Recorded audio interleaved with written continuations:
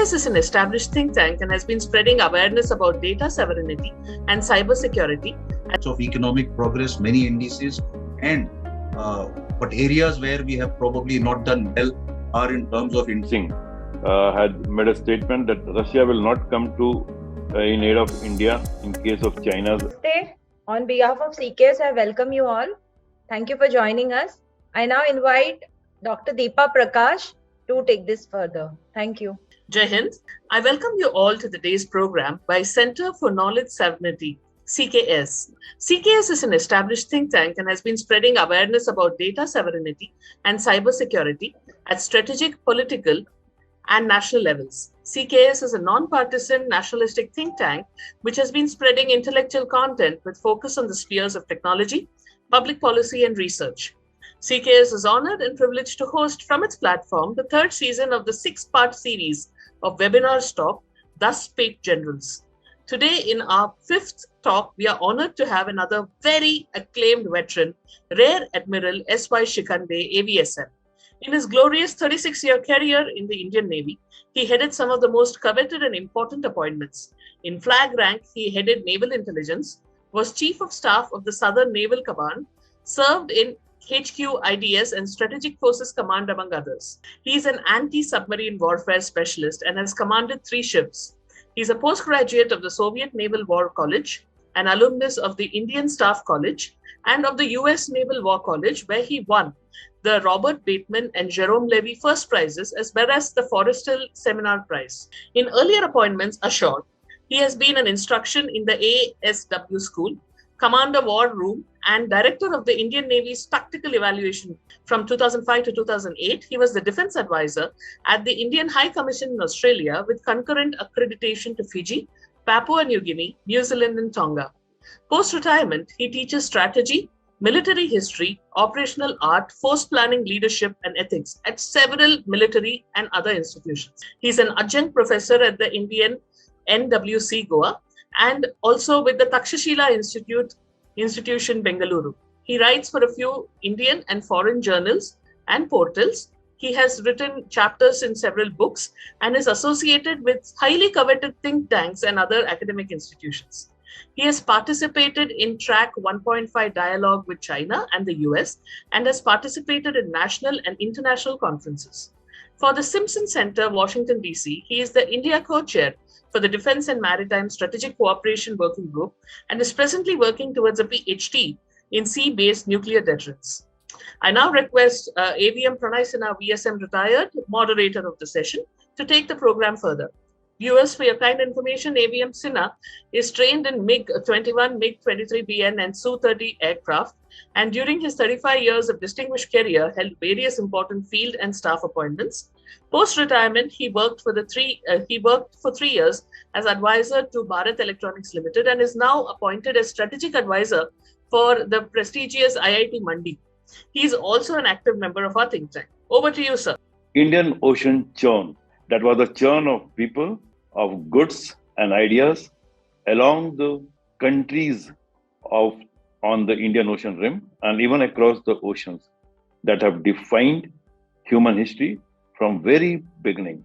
Over the centuries, Indian ports from ancient times, be it Lothal or Dholavira or Muziris or Arikamadu, welcomed Roman, Egyptian, Greeks and Jews, Arabs and Africans, people from the Bujang Valley. Bujang is in Malaysia, and far east Cambodia, where the multi-headed cobra, the symbol of royalty, is still in use, as per the book Ocean of Churn by the ex-advisor of economy, Sri Sanjeev Sanyal. And all these countries on the Indian Ocean rim participated collectively in the ancient time to share the fruits, the goods, the spices for mutual benefit and prosperity together. But then sometime there were violators, invaders, pirates who loved to break the agreed trade protocols, and the possibility of such scenario is arising today.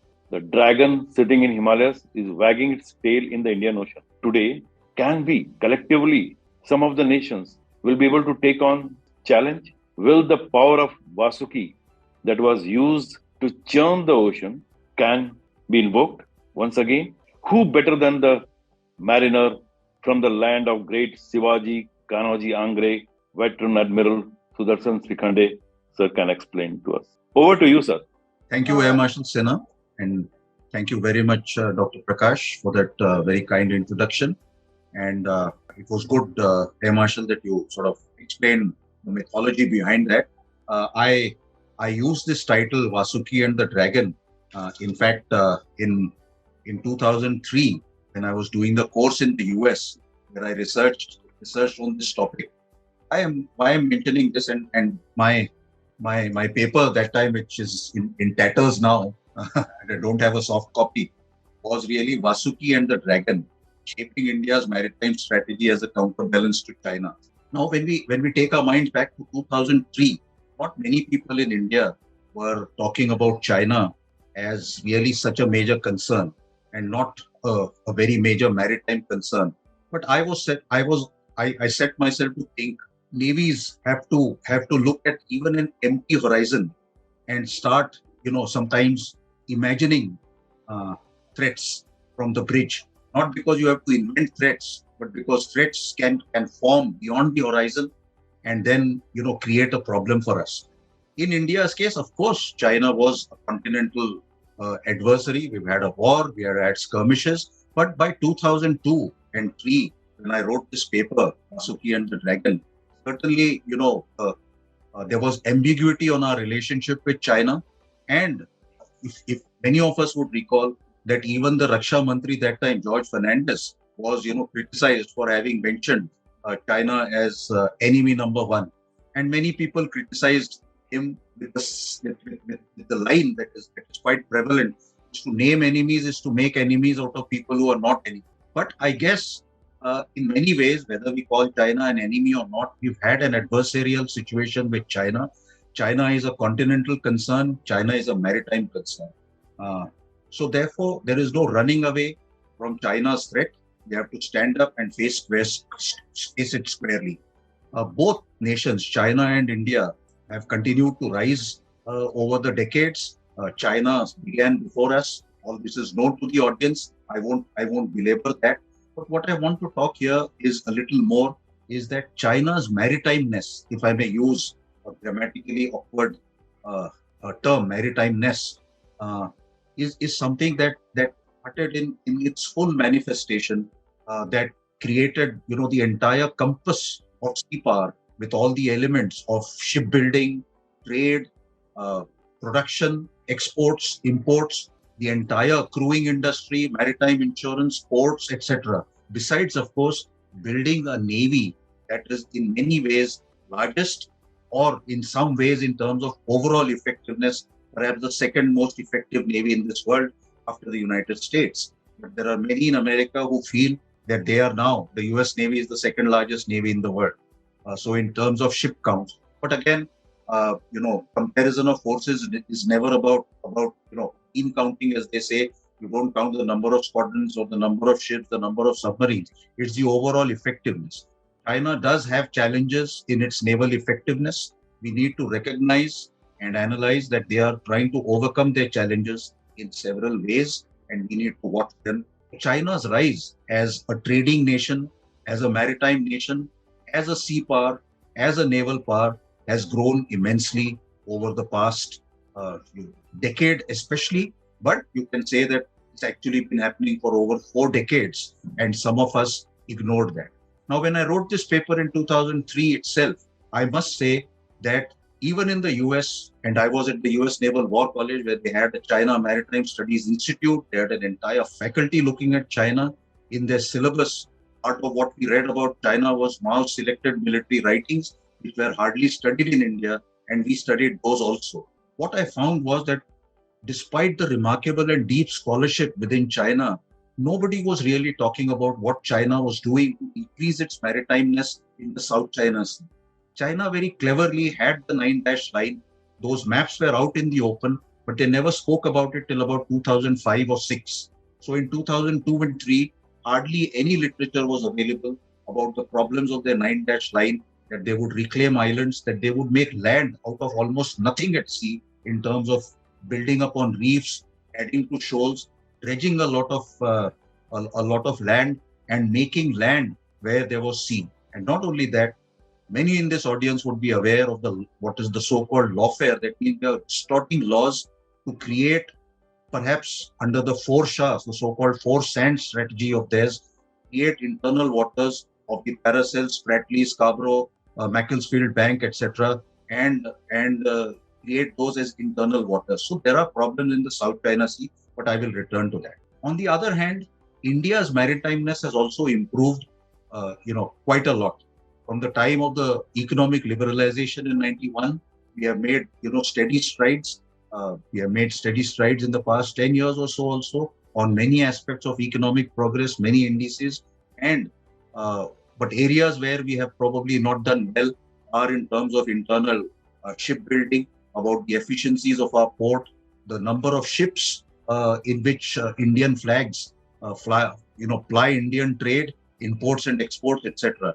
And at the same time, our Navy also has grown, but perhaps not as adequately and not in the types of forces that perhaps will be of great benefit in decades to come. So we need to make those changes also. And yet, both China and India have progressed ahead on what I would call the maritimeness of both these countries. And China is leagues ahead of us. We don't have to catch up with them, perhaps because I don't think we can catch up with them. That will require so much of effort, and China will keep 2 steps ahead. What we can do is to counterbalance them, especially in terms of sea power. How do we counterbalance is what sort of, I will try and suggest to you all, and as we go along, and I'm happy to answer questions on that. Having said that, we must recognize that there are continental challenges for both India and China. If China sits on our borders, from a Chinese perspective, India sits on their borders too. And we have, proven in the recent past and in couple of decades back, 3 decades back also, that we are a tough adversary for them to encounter, and that we are trying to become tougher and tougher. So when I mention continental or maritime, I want to emphasize here that the air power dimension is central and inherent and omnipresent to both these dimensions. When I talk about continental or maritime, the air dimension comes in there. And of course, there are 2 other important dimensions that we should never forget, the cyber and space dimension. But I'll talk a little bit about multidimensional warfare and multidimensional operations and the great strides China has made in that. So for India, continental and maritime conundrums, continental and maritime challenges will remain. One is not superior to the other. One does not necessarily provide, clear leverages to offset some drawbacks in the other. That is very contextual and will continue to be evaluated in the context. All dimensions are important in their own way. How they play in and how they network with each other, which becomes more important contextually for a particular strategic line or a particular operational plan, is something that is entirely dictated by doctrines, by the need and by the context and the strategic and operational problems we are trying to solve at that particular time. For China, of course, there are growing problems of the unfriendliness of China. Is creating newer adversaries, newer concerns. They will have to deal with that. And nonetheless, Chinese statecraft, even in the Indian Ocean region, has been quite active in terms of the BRI, the Belt and Road Initiative. We have seen how they have securitized many aspects of the BRI.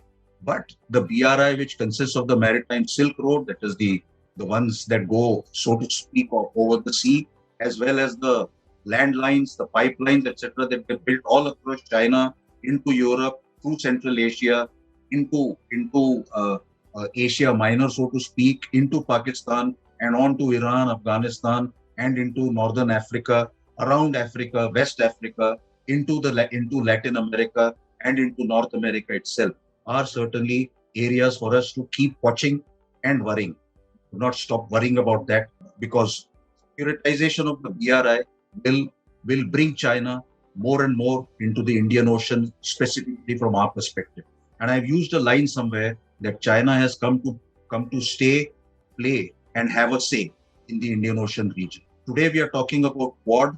We can talk about some sort of quads, so to speak, not so named, of course, by China in terms of acquiring newer friends and newer partners. Amongst them, Pakistan, of course, we know about, but they are bolstering their relationships in the Indian Ocean and in the Asian region itself with Iran as well as Russia as well as Turkey. So, sort of newer quads may be emerging perhaps faster than the quadrilateral security dialogue of which India, Japan, US and Australia are already part of and members of and actively pursuing, including heads of government summits happened in September and in March this year. China's economic problems are, of course, growing, but for China, maritime trade remains important. China is a big exporter of merchandise, big exporter of engineering goods, a big exporter of some raw materials, critical raw materials, and at the same time, it is a big importer of several aspects, engineering goods, capital goods. It is an importer of energy of almost every description. It's an importer of raw materials. So certainly China as well as India as trading nations have both vulnerabilities of trade, which are export-related vulnerabilities and import-related vulnerabilities. We tend to focus on sort of China's vulnerabilities of energy vulnerability through the Malacca Strait. China certainly has which should more accurately be called a Malacca vulnerability, but the more popular term used for it, I personally feel it's a somewhat incorrect term, is the Malacca dilemma. A dilemma means when you have difficulties in making a choice.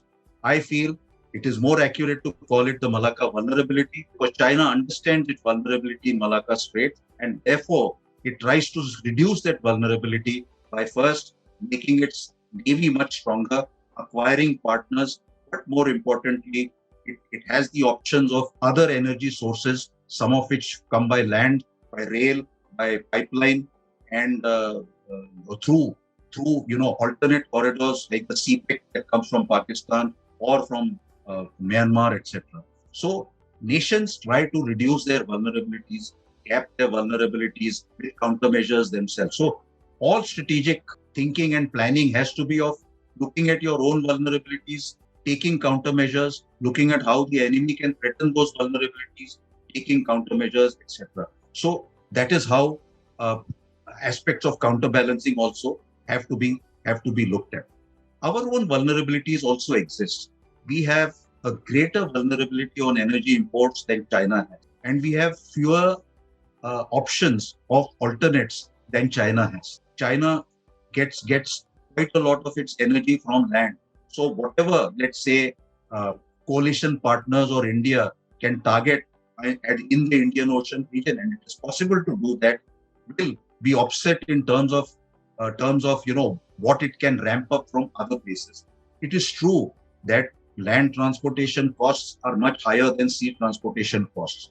But if in terms of conflict and in terms of tension, people are willing to pay higher costs, bear a deeper burden, put up with some deprivation, etc., and still to be able to fight. That's what happens. We can see that currently in, say, Ukraine. We can see how Western European countries are sort of tightening their belts, trying to reduce their energy consumption in view of circumstances that they currently face. All these things are par for the course as this. But there is a need for us to counterbalance China in every aspect of the dime, that is the diplomatic, informational and intelligence, military and economic fields. Specifically, therefore, let me talk about the military field. For the military field, I would say that we have to now look at multidimensional warfare. What do I mean by that?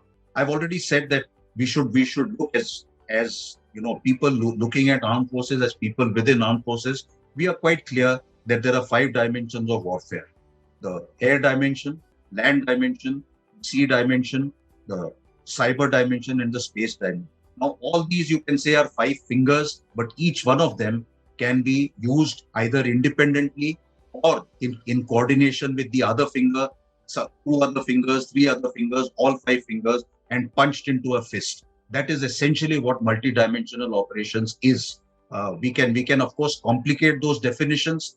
We can waste time trying to find out which finger is more important than the other, which dimension is more important. But it is contextual. For instance, in India's northern borders, there is little that sea power can do directly.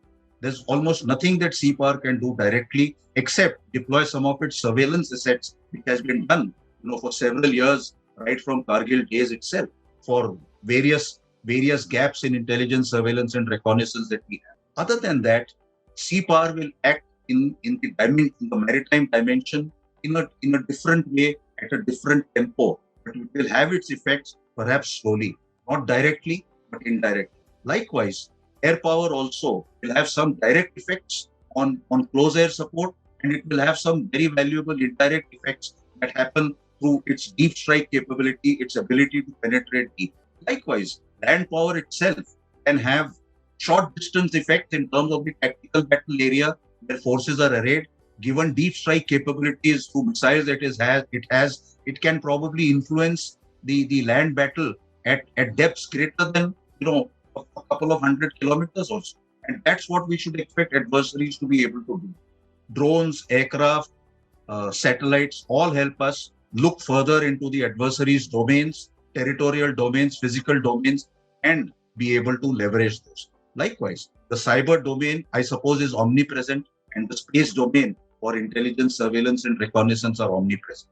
So we are talking about multi-dimensional operations where each service has an important individual role to play, which cannot be ignored and shouldn't be de-emphasized, because that's a very important role. And yet, in many ways, 2 dimensions, 3 dimensions, 4 dimensions, or all 5 dimensions will come together. I've said somewhere that no nation has brought, in terms of multidimensional sea power, greater potential effects to bear than has China.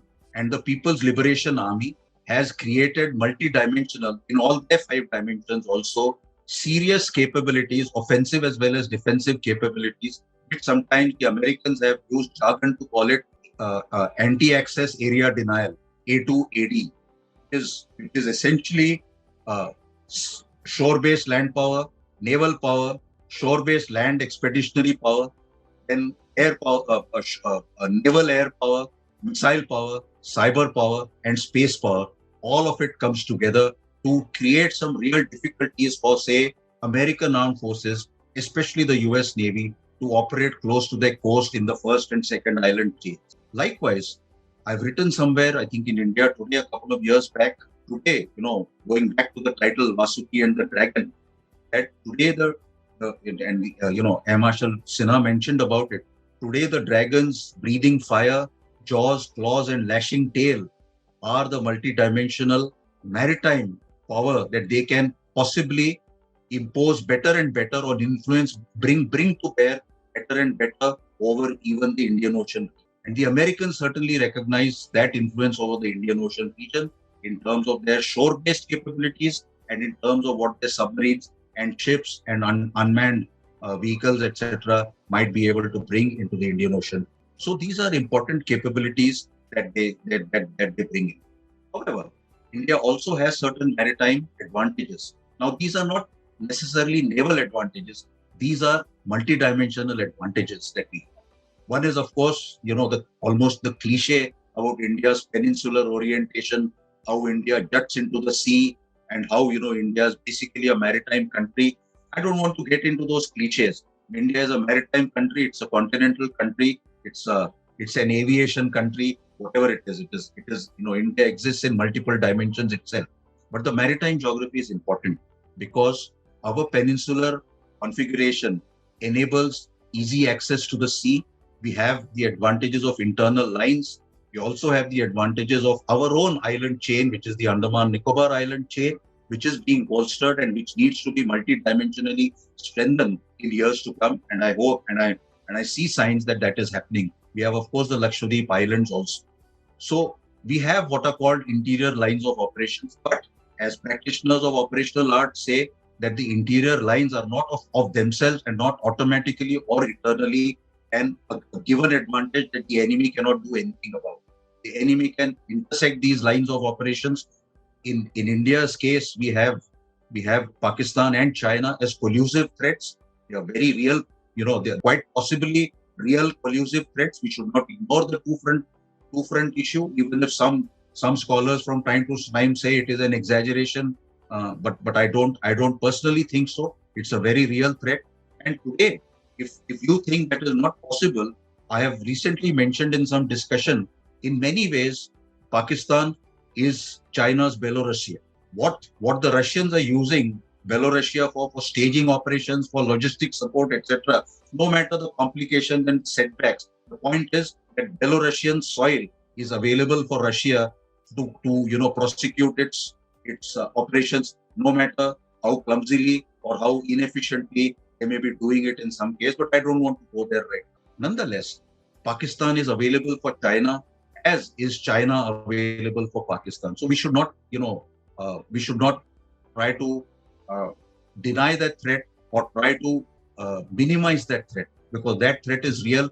And the more we think about that threat as real, the more are the countermeasures that we'll be able to develop. The deeper and better will be the strategic planning, which will actually reduce the effectiveness of that threat should conflict break out. So that is an important. China itself has various maritime geographic advantages also, but it has great constraints. And if your mind goes back to the map of China, you must have been explained this earlier also. It is also hemmed in by the South China Sea and East China Sea, which are not as shallow as we tend to believe.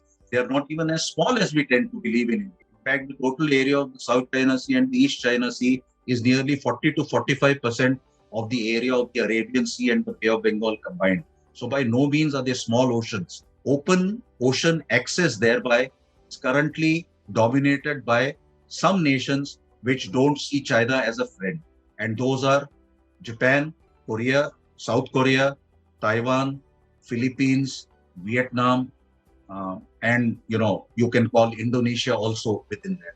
China's maritime geography is constrained by its island chains, and much of China's efforts over the decades has been to overcome those constraints of those island chains and prepare themselves for situations in which, in conflict, they might be able to, rapidly change the situation in the island chain. When I talk about the first island chain, we should not forget that the United States and the United States Armed Forces are physically present in amidst the island chains in terms of bases and places, in terms of alliances. So when we talk about China's maritime geography being hemmed in by Japan, South Korea, Taiwan, Philippines, and positions like Okinawa and Guam, we should also keep in mind that United States is probably the most powerful military player in the Western Pacific that China has to contend with.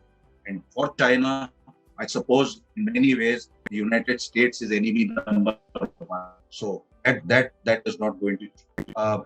I talked about energy dependence and solutions. China has found solutions to that in terms of rerouting, in terms of strategic reserves. But China will also need to continue importing. So it becomes important that India and its allies or coalition partners as may be do a lot to be able to put pressure on China's imports as well as critical exports.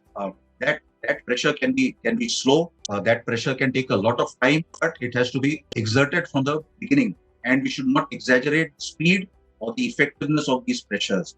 Maritime trade warfare is highly resource intensive on ships, submarines, aircraft, ISR assets, etc. So it's not an easy game, and it never has been an easy game for the last 3,000 years.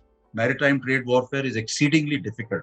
And I will give you an example of the First World War, where the British had made tremendous investments. Their navy, the banking system, port insurance, maritime insurance, finance companies, all had done a lot of deep planning in the eve of the First World War in 1912 to 1914 to see how they could blockade, choke, and economically harm Germany. And it was a highly successful, coordinated, strategic, and operational maneuver that they did. Except in terms of time, they said that we were surprised. Later analysis showed that the British were surprised how quickly the effects started taking place. And they said that we started, realizing that the Germans were under economic pressure within about 18 months of the war starting. I mean, 1.5 years. So there are no quick answers here. Maritime trade warfare is very, very slow. It is highly necessary. Just like, bombing campaigns will be necessary. But again, we should not exaggerate their effects. Likewise for maritime trade warfare, it needs to be done. So nations will find solutions to their problems. In conditions of peace, that is not in conditions of conflict, there is a misnomer sometimes that maritime trade warfare is possible, but it is not possible. What could be possible is in terms of economic sanctions, banking sanctions, preventing ships from sailing, creating impediments for ships to be loaded in terms of energy, etc. But that requires diplomatic, economic hard power and financial hard power, banking hard power, and the force of sanctions and friends who can coordinate and impose those sanctions for each other. So that part is very important, and that is where aspects like Quad and all could sometimes, some decades from now, play an important role. We are seeing the complexities of sanctions in the current conflict that is going on in Eastern Europe, and we need to keep that in mind. We also need to look at two aspects of what are called sometimes with some element of confusion at all levels, but especially in the open domain, are of sea control and sea denial. We confuse those two, but I would say that sea control is that condition required when a nation has to use the sea. A nation and its navy or sea power needs to use the sea for some specific purpose. That purpose could be the continuation of trade to a great extent. That purpose could be carrying out military operations, including expeditionary operations, air operations, subsurface operations, or surface operations. That is sea control when you need to use the sea. Sea denial is when you don't need to use that sea. You still need to deny the adversary from using the sea. Both sea control and sea denial are actually conditions in terms of conflict when you expect the shooting to start or the shooting has already started. So they are not peacetime, missions for the Navy. Peacetime missions for the Navy consist of presence, deterrence, etc. So these, presence and deterrence are the two, essential peacetime missions. And that presence mission is really no different from, say, the Air Force deployed, in readiness along the borders, or troops deployed in readiness along the borders of the nation. But combat is still not a condition that they exist in. In the Indian Ocean region, therefore, both China and India, as users of the sea, will have what is called competitive sea control. That is important because both nations are, as users of the sea, will compete for sea control. There are some misnomers in the media that, to deter China, India needs sea denial. But China is a user of the sea. So India will actually be into the game of, countering China's requirements of sea control with our sea control. So there are historical examples for which I don't have the time to explain rather than the complexity, simplicity of sea control and sea denial. And yet, we should not conflate the instrument with the purpose. There are, articles in the media that India needs to be a sea control navy. Sea denial navy is the navy of a weak power. That is simply not a correct understanding. Sea denial can be extremely important. It can be very challenging. It can consume a lot of resources, but it is done where we don't need to use this. For example, if we have to, for whatever hypothetical purpose, deny China the use of some portions of the East China Sea without having to need to use it, simply deny China, then we will do sea denial. That leads me to the next question, the next suggestion that I have, that we should not confuse instruments with purpose. There are, articles in the media which say that, carriers are for sea control, submarines are for sea denial. That's an overly simplistic and incorrect assessment of both aircraft carriers as well as submarines. It depends on the purpose. Submarines today, with their networking, with their anti-ship missiles, with their long-range torpedoes, and their ability to be almost in continuous touch, one-way touch with the ISR networks of our own nation or for the adversary of their own nation, are part of both sea control, sea denial, power projection, etc., as the requirement may be. Therefore, instruments are used very flexibly, just as they would be in air power. the same instruments that ensure a favorable air situation, do it through SEAD, through counter air operations, through deep strike, etc. So there are these parallels, and we need to understand them. And therefore, our Navy will do a combination of what I call counter value as well as counter force operation, which would mean that operations designed to hurt the enemy's war waging potential in terms of their energy trade, in terms of what the refineries are doing, in terms of their nodes ashore, etc., will probably all be part of counter value, and counter force would be more direct erosion, attrition upon their assets that influence sea power. They could be ashore, they could be air bases which can fly maritime missions, they could be aircraft that fly maritime missions, they could be missile batteries of anti-ship ballistic missiles or long-range cruise missiles that are fired from land.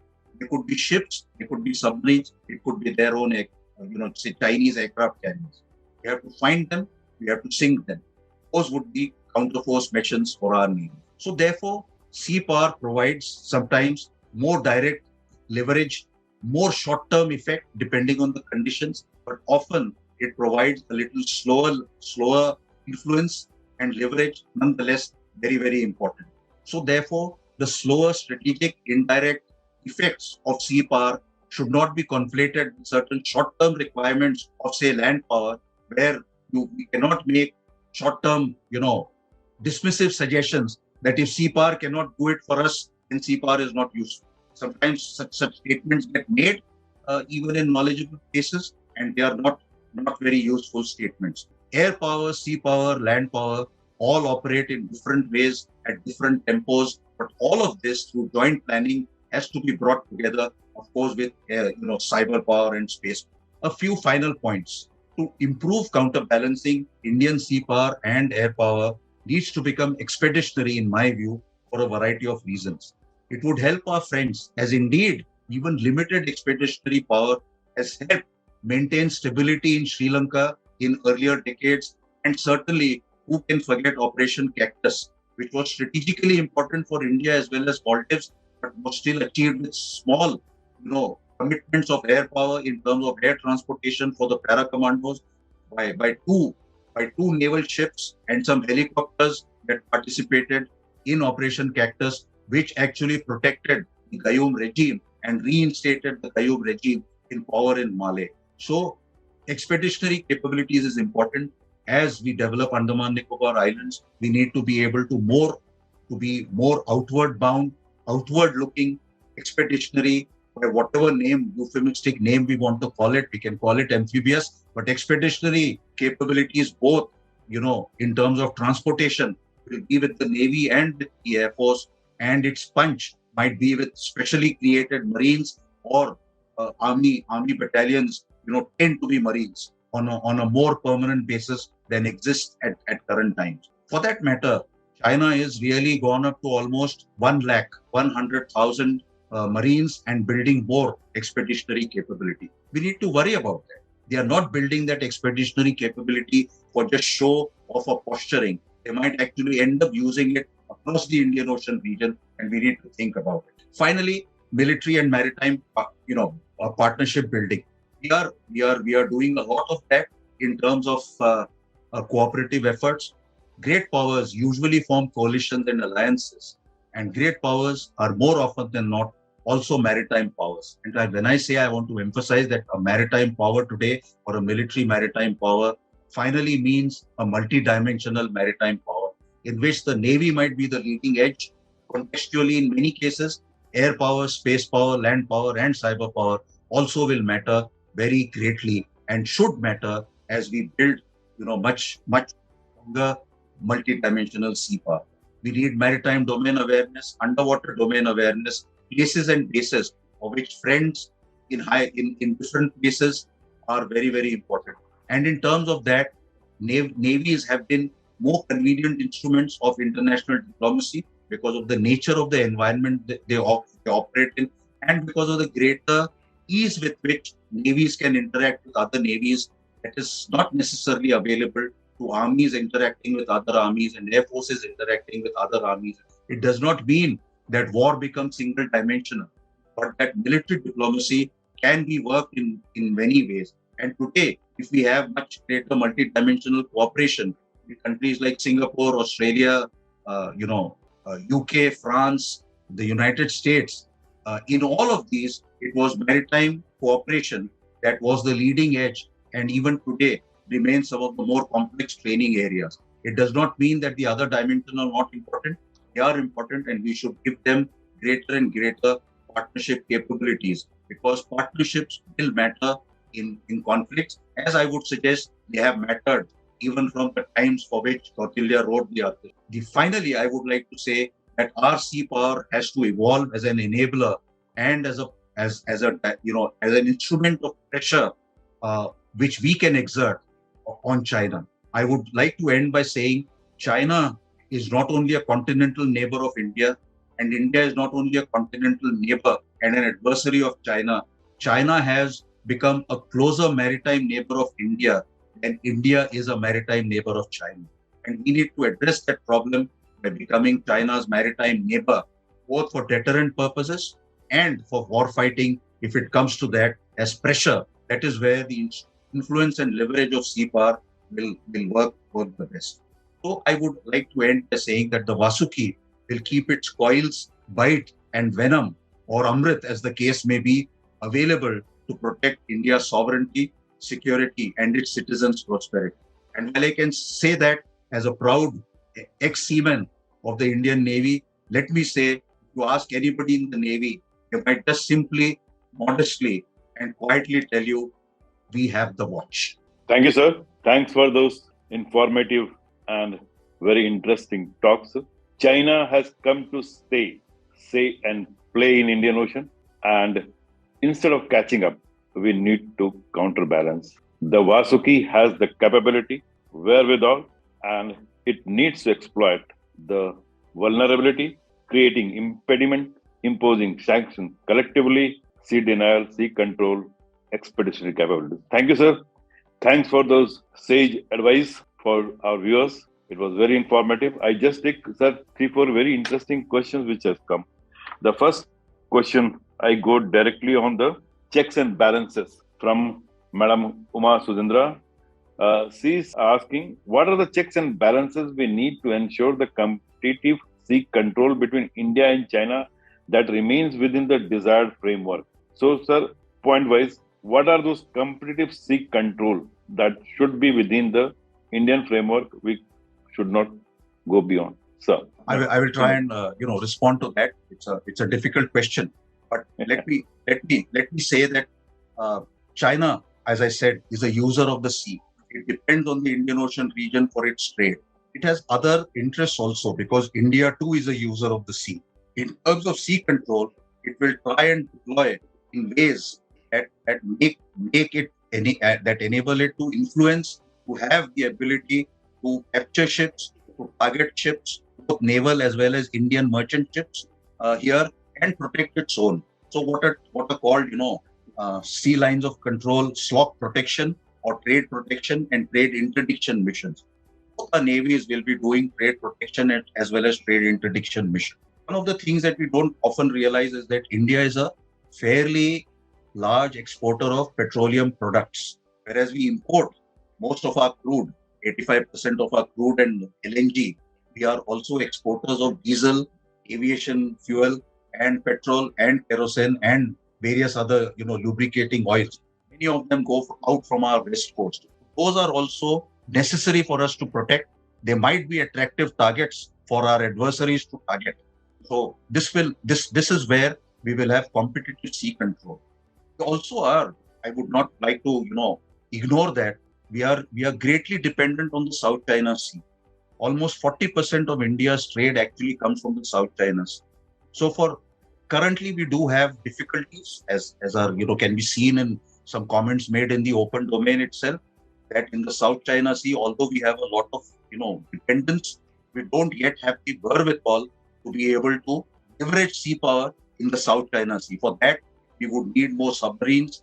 We'll need better ISR that we can focus there, and we will need places and bases and very importantly, friends. And that is where Quad, the quadrilateral security dialogue, and the friendships that our government has built up with naval partnerships, and that's why I ended that.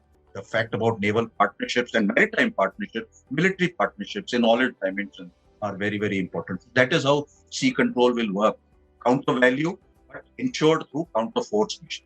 And let me just add here that naval tactical battles can also be very sudden, very violent. When ordnance hits ships or submarines, very bad things can happen, and an entire ship can blow up in seconds, can sink in a few minutes, and it can never be pleasant for the enemy. But that's what we will try and do, is to be able to target the adversary and expect that the adversary will also try and do quite a bit to target us and our friends. Thank you, sir. Partnership matters. Another contemporary question from Madam Tithi Mishra. With Sri Lankan economic collapsing, what role should Indian Navy to play to minimize the Chinese presence, belligerent posture near the Indian sea coast? Again, an interesting question. I would suggest here the very trigger of the Sri Lankan economy collapsing does not really open up or shut, or increase or decrease the need for engaging Sri Lanka militarily in a maritime sense. Neither will China go up or down, because Sri Lankan economy is in bad shape. And I think efforts are on by India also and by others to help Sri Lanka's economy, come back on rails. So that part is, I think, the more important part. But in terms of maritime cooperation, in terms of narcotics, anti-narcotics operations, we've done a lot with island nations. Just recently, again, I think the National Security Advisor has made a visit to Sri Lanka, and we've had yet another round of multinational and bilateral national security advisor level dialogues with Maldives, with Sri Lanka, with Mauritius, and with Seychelles to ensure that the Indian Ocean partners and friends that we have many of their security concerns addressed through maritime and maritime military and military cooperative efforts from India. I would say specifically Sri Lanka's economy going up or down, is not such a vital factor. It is a ever-present requirement for us to be able to partner them and for them to partner with us. And that is why I think the previous naval chief also talked about, preferred partnership. Sir, another interesting question from our regular viewer, Dhamvir Jangadaji. Deputy NSA of USA, Mr. Dalip Singh, had made a statement that Russia will not come to in aid of India in case of Chinese aggression.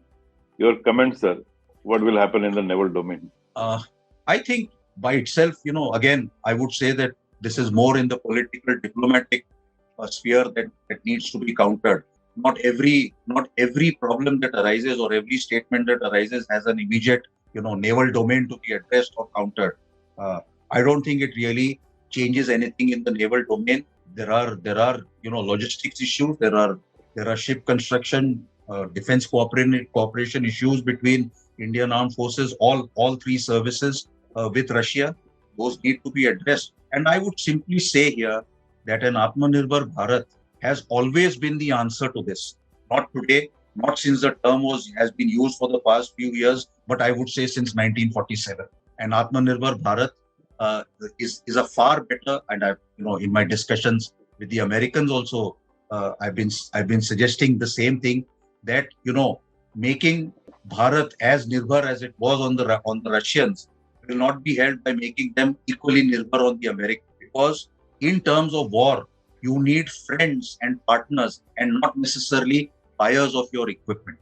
And that is where I think one of the things that we need to realize is the balanced voices coming out of the United States also, in terms of recognizing India's current vulnerabilities with respect to Russian supplies and understanding those. I think there is much greater understanding. So I don't want to comment on the specific, comment that somebody might have made. I have firstly not read the entire comment.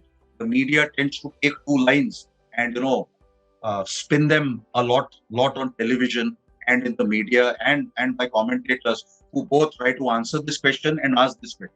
I would be a little more circumspect to say one needs to see the entire comment and the entire sort of communique and the comment in that.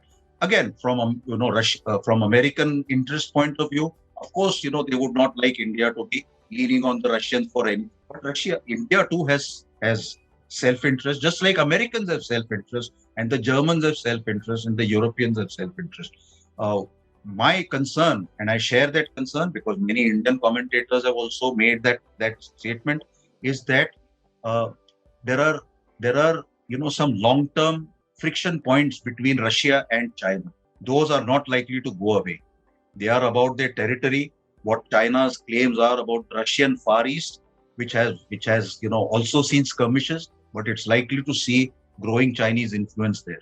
And the more Russia sort of comes into a Chinese orbit, the more India and America and Japan and Taiwan should also be concerned. Because in all this, a weaker, more subordinate Russia will be of help to nobody, least of all to Russia itself. So I'm not saying anything of this is likely to happen. Statecraft needs to monitor all this very carefully. So last question of the evening, it's a futuristic question. What are the futuristic challenges, asked Mr. Vijay Rajwadeji, that will we face in naval domain 5 years hence from China? 5 years hence China. Challenges, sir. Futuristic. Again, a very interesting point, because the changes that are happening now is that sea power is undergoing some fundamental changes in the sense shore-based ISR or space-based ISR, cyber power, shore-based capability of air launch or missile launch, hypersonic weapons, directed energy weapons, anti-satellite weapons will impact operations at sea for the enemy, and it is creating very long-range strike capabilities for ordnance that originates and effects that originate on land. Equally, the capacity of naval ships, submarines, etc., to also fire long-range ordnance with precision onto land targets that are deeper is also increasing. So these are the challenges that are taking place.